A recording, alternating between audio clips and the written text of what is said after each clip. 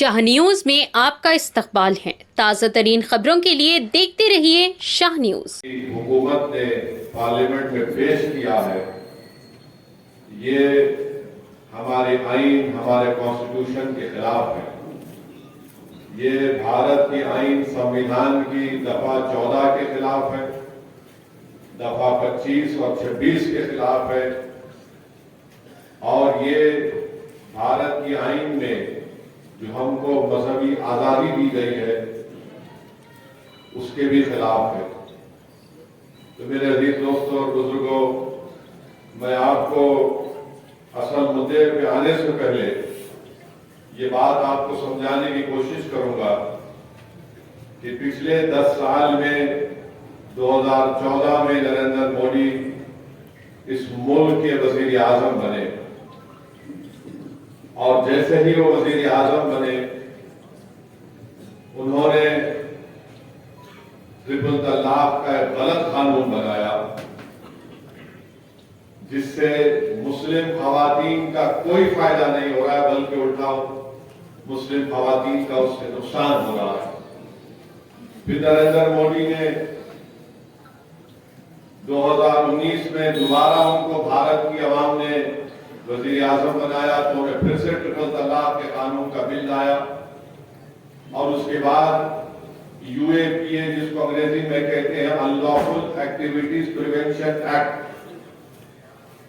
उस कानून को जिसको कांग्रेस ने बनाया था, फिर 2010 में चिदम्बरम होम मिनिस्टर थे, उसको और सख्त किया, और 2019 जुलाई में नरेंद्र मोदी ने उस कानून में इतनी तरमीम कर दी कि जो कोई भी उस कानून में गिरफ्तार होता है, सबसे ज्यादा उसमें मुसलमान, दलित, आदिवासी और इंटेलेक्चुअल लोग होते हैं। और उस कानून को जब बनाया जा रहा था, मैंने पुरजोर तरीके से उस कानून की मुखालिफत की।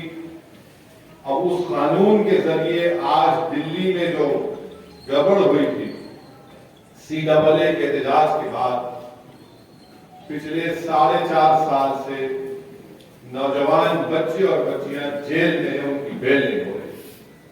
वो कानून बनाया तो एक ईसाई स्टैन, जिसका नाम था, 85 साल का बूढ़ा, जिसको जेल में अपनी ज़ईफी की वजह से वो पानी नहीं पी सकता था, उसको स्ट्रॉ डालकर पानी पीना पड़ता था। उस कानून की वजह से जो जेल में था, नरेंद्र मोदी की हुकूमत ने और जेल के जिम्मेदारों ने उस 85 साल के बूढ़े को अपना पानी पीने के लिए स्ट्रॉ नहीं दिया, तो जेल में ही मर गया। भीमा कोरेगांव में यूएपीए का इस्तेमाल हुआ, जेल में है। फिर नरेंद्र मोदी ने CAA का कानून बनाया, और वो कानून बनाकर सिर्फ मुसलमानों को उसमें शामिल नहीं किया। बोला यह गया था कि बहाना यह बनाया गया था कि हमारे जो हिंदू भाई अफगानिस्तान, पाकिस्तान और बांग्लादेश में हैं, उनको जब भारत आते हैं तो उनको सिटीजनशिप दिया जाएगा। भारत की आवाम को झूठ बोला गया कि कोई कानून नहीं है, हिंदू, ईसाई, सिख जो बांग्लादेश, पाकिस्तान, बांग्लादेश में, उनको भारत की सिटीजनशिप नहीं दी जा सकती।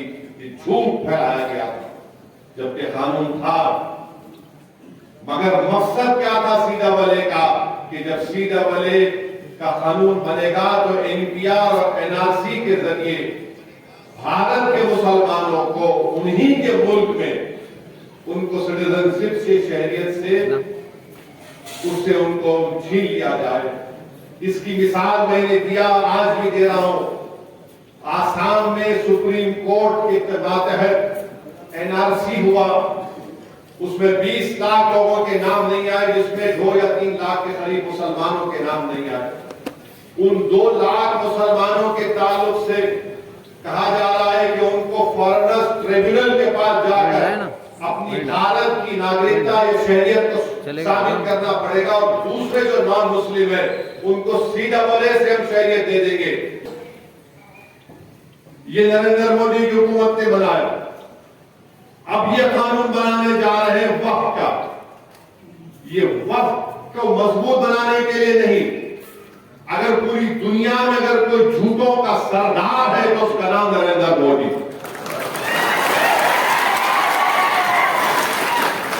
तो इसको समझना पड़ेगा। फिर नरेंद्र मोदी ने कहा था अपनी इस हालिया पार्लियामेंट के इलेक्शन में, क्या कहा था कि हमारी बेटियां, हमारी माएं ज्यादा बच्चे पैदा करती हैं,